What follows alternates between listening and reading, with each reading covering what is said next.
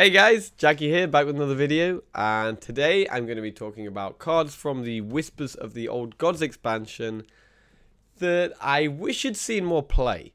Like, I'm thinking about cards that I think have either been really well designed or been really fun that maybe haven't seen much like competitive play anyway, or have maybe been really good cards, but just because of the meta and other things in their class, they just haven't been able to push through and see much play. So yeah, I'll start with Soggoth. Soggoth is a big boy. I played a little bit of it in some kind of big druid type decks, but the reason I like this card is that it's a really nice defensive card, and the fact that it can't be targeted by spells is massive. Like most removal cards in the game are spells, like Polymorph and Meteor and Hex and Siphon Soul, etc. Obviously there's ways of dealing with this with like Equality and Tarium and things like that, but just having a big defensive body that can't be targeted by spells, I think is a really cool idea. Like, a lot of the time when I've played this card, people would have to trade almost their entire board into this guy because it's the only way they can remove it. And it's also quite nice against control. Sometimes even against control decks is even good, like using this aggressively, because you get this big 5/9 on the board and you can hit them for 5 every turn. But because they don't have many minions and they rely on removing stuff with spells, they literally just can't deal with it. Like, the amount of times my opponents have had to use like multiple AoE effects to deal with Soggoth is actually crazy. But overall, Soggoth hasn't seen much play, which I think is disappointing. I think it is a really interesting card. Obviously, we still have like Tyrantus in Druid, which is a really big minion that can't be targeted by spells. But it's not defensive, so it's not quite the same. Yeah, I'm going to miss Soggoth. Feels bad, man. Okay, Blood of the Ancient One. Now, this one's a lot more memey. But the potential to get a 30/30 minion is really, really cool. Like, there's different ways we've been able to use this card with, like, Aviana and Kuhn and Faceless Manipulator. You could give the Blood of the Ancient One stealth and then pull another one. Barnes, Taldaram. Like, there's quite a few ways that you can get to Blood of the Ancient Ones on the board at the same time to be able to get the Ancient One. But whenever you do get the Ancient One, it feels like such a massive accomplishment. And it's actually surprising how you get this big 30/30 on your board and you're like, oh my god, this minion's huge. But then a 30/30 can very often be dealt in the exact same way that a 7/7 can be dealt with.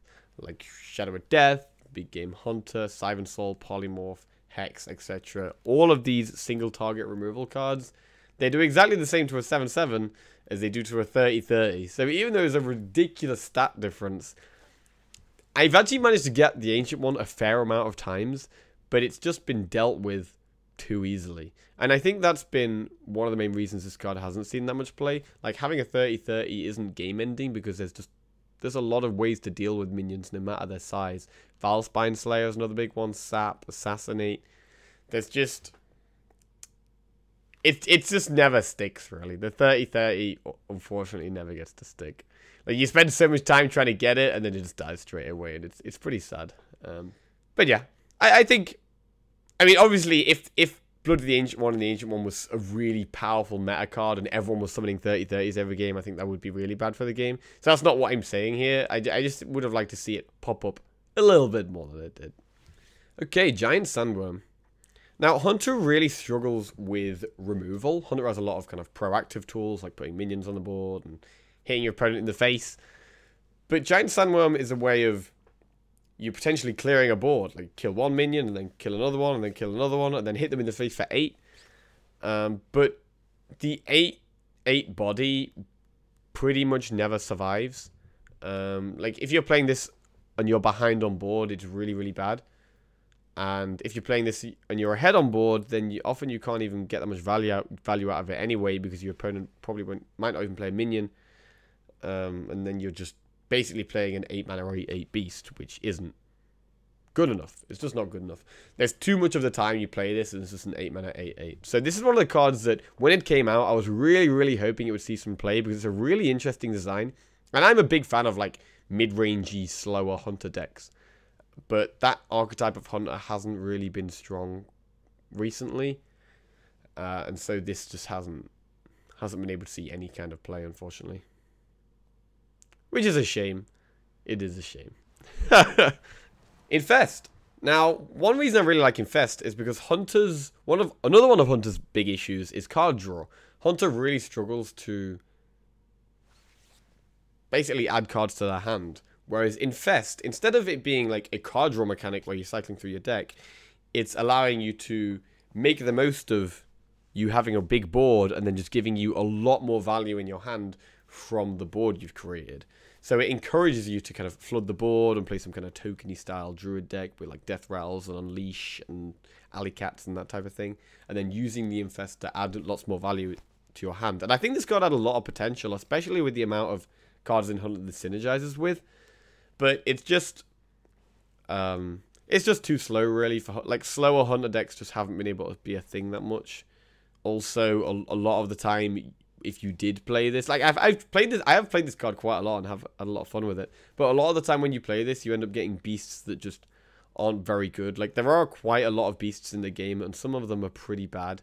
So you can just get you end up just adding a load of average cards to your hand a lot of the time, which is one of the main reasons I think this card isn't that good. Like if every time you were adding like a Hunter beast to your hand, so you were consistently getting like Alley Cats and Shaymains and like powerful cards, I think this card actually would have seen some play for sure. But part of it is just that you end up getting a lot of River Crocolisks and just really average beasts that aren't really helping you that much. Embrace the Shadow. This is obviously similar to Orkney, but a couple of mana cheaper and it only lasts one turn. But I really like the design of this card is actually insane. Like the fact that you can do it's essentially a 4 damage AoE for 2 mana with Embrace plus Circle of Healing is really, really cool. I'm actually surprised it hasn't seen more play because a 2 mana 4 damage AoE is ridiculously strong. Obviously, it's seen a little bit of play. I've played it a little bit in Big Priest. Like, it's pretty cool in Big Priest because you can't really play Orkney in Big Priest because you need lots... Like, the only minions you're playing are really big minions, so you can't afford to play Orkney. So to have Embrace the Shadow as a potential to have a big early board clear with Circle is actually really, really good. There's other ways it's seen a little bit of play in combo decks with things like Flash Heal and for like getting burst damage out, like turning your healing effects into burst damage. So I think that was those type of decks were really cool, but they didn't pop up that much. Yeah, I think one of the coolest things about this card is like the combo potential you can do with it. So it's definitely a bit of a shame that it hasn't seen much play. Another thing you can do is do the type of Corrupted Healbot type thing where you kill off your Encrypted Heal. You let your Encrypted Healbots die, then you kind of revive them and then do Embrace Circle. And instead of healing your opponent for 8, you use Embrace to deal 8 damage for each Corrupted Healbot that's died. So that was another really cool deck that could use this card. Rip Embrace the Shadow. You'll be missed greatly. And it's a little bit of a shame we couldn't pull off more combos with it. But maybe in Wild, there's probably some insane things you can do with this in Wild, actually. Yeah. Primal Fusion.